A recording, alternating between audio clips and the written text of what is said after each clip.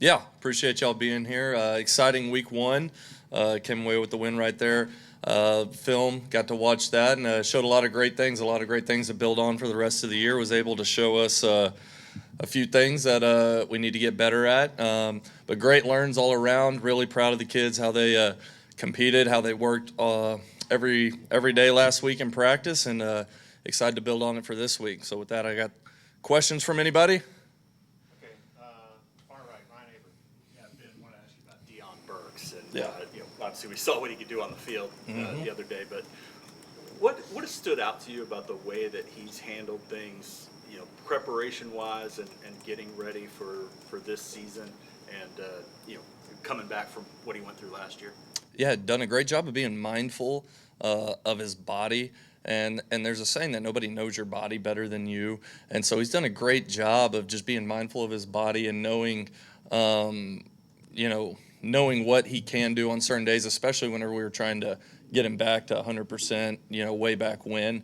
But done a great job with the training staff and the sports science staff from that regard to find a way to be consistently ready every single day for the moments in practice that we need him.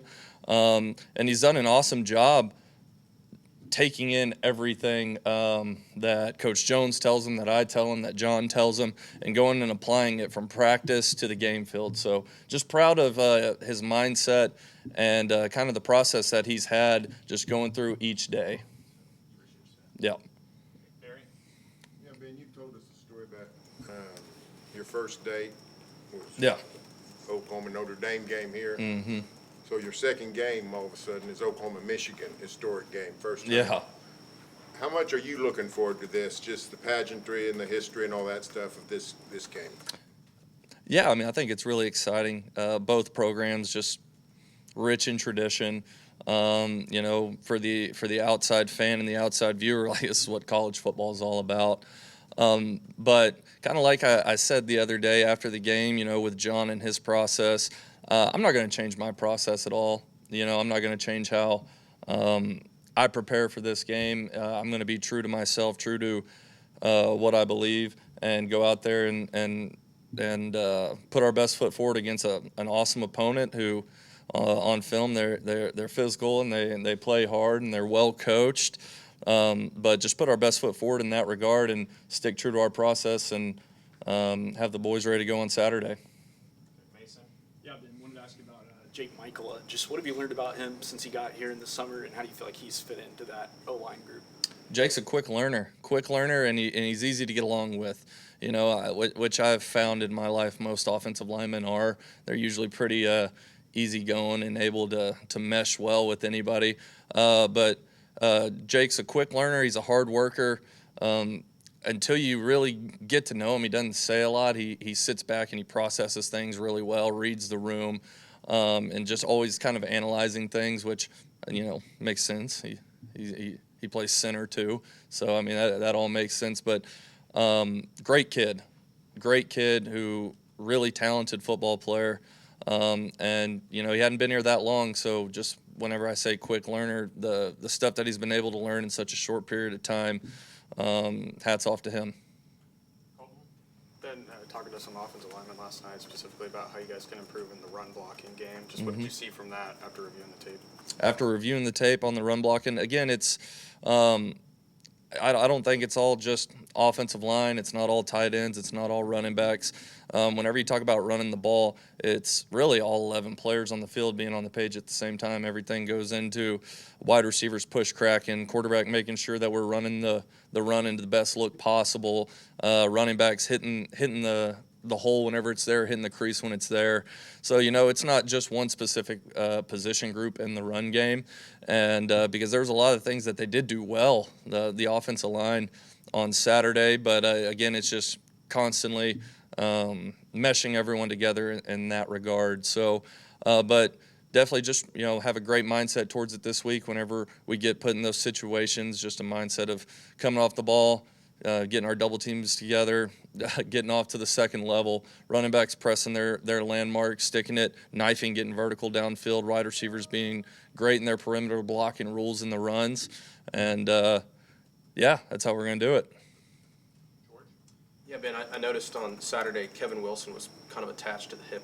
Mm-hmm. What's his role on game day, and what's that communication like, learning from somebody like Kevin Wilson who's been doing this for a long time? Yeah, Kevin's a great guy. Kevin's a great guy that I love having in the building, and he's been a ball coach for a long time, and he's been a really good ball coach for a long time, and has such a great personality about him, and has such a great way of just throwing a nugget of advice here and there. And a lot of times on the sideline the other day, it would just be we're standing there and give me like a fist bump, be like, that's a good call. Like, hey, appreciate it, man. Like, but any time, the thing about Coach Wilson, any time that I have, been like, hey, I need some veteran ball coach advice from you on something, he's always been there to lend it. And it's no different on game day. Sometimes I just walk by and be like, you got anything? And sometimes he says no. Sometimes he cracks a joke. Sometimes he asks something. So, I don't know. He's a great guy. He's fun to be around, and I don't know. He's cool. Did you know him at all before, or have any previous? Never met him a day in my life until he showed up in Norman. So. Thanks, man. Yep. Left side, Jesse. Ben, we asked you after the game about Jaren quite a bit, but we also saw Will Carson in the tight end room. Just what stood out about that group, that tight end group as a whole, and maybe what did you like about the way they complement each other, their different skill sets in that room? Definitely have different skill sets. One thing that I was really excited with them is how they showed up in the pass game. I thought they did some really good things just out in space and making the play whenever it came their way. Still with all of them would like a little bit cleaner in the core whenever you talk about run blocking, but they were great in their pass protection assignments and everything. Again, like I've said, that's a great group of kids, and they don't rarely make the same mistake twice. They're pretty in tune to their coaching and what they need to do on given plays. But that whole room, I think they're just going to continue to get better, and that's the exciting thing. So, fired up about them.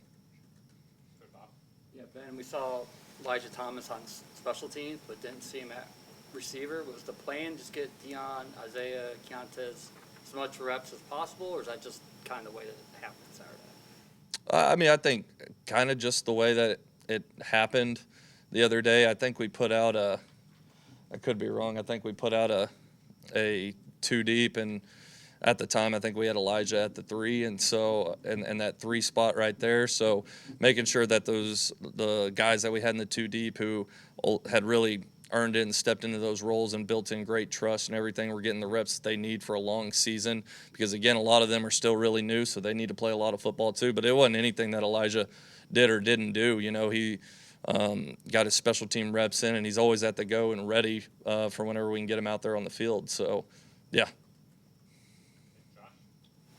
I know Brent said last night that J&I was going to play a lot more in the future, but how much do you think he'll play against Michigan?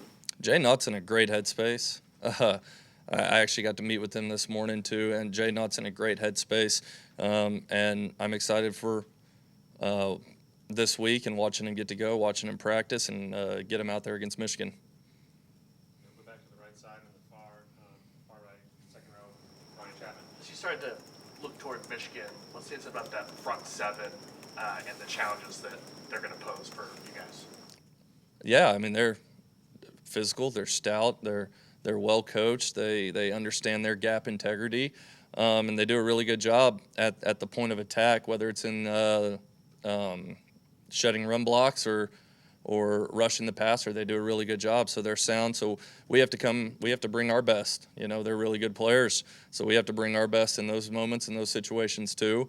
You look at it, I think their linebacker position group, I think, is really good. I think they're really veteran players out there. They show up on film, they strike you, they're able to cover in space. So they've been really impressive, and they were really impressive whenever you watched them from last year's tape too. On the inside, they have the ability to throw a whole bunch of different guys out there. Last year it was mainly those 2 defensive tackles who ended up getting drafted were in there, 500 snaps last year, where this year they're able to cycle in more guys, keep their guys fresh. So I think that's a really good thing for them. But they're stout and they're well coached, and they're going to bring their best. So we got to bring ours. Ben, we saw Fabechi move from right guard to left guard for about half the game. I think that was the first time he's played on the left side since his freshman year at North Texas. What did you like about what you saw from him when he made that move to the other side? Effortless, seamless. Fabechi had a great game the other day. He does everything right, and it wasn't the first time that we'd seen him on the left side. We didn't just randomly do that in game. We were able to see it, quite a bit in practice too, just working with different models of the offensive line, and so it was no surprise that he went out there and switched from right to left and did a really good job. Left side, Davis. Yeah, Ben, have you learned anything new about John since you guys have gotten here? Learned anything new about John? No, I don't think I've learned anything new about him. I've been, kind of been around him for a long time. Again, I've just been impressed from, someone who is around him every day and then has seen his journey go from point A to really point B. Just the confidence that he has in himself, but it's not arrogance, and the leadership that he shows in the building. Those are some of the things that have just really impressed me as someone who's around him every day. But I don't think I've just learned a whole lot new about Johnny Boy in the last 8 or 9 months. All right, thank you, Coach. Appreciate it. Yeah, appreciate y'all.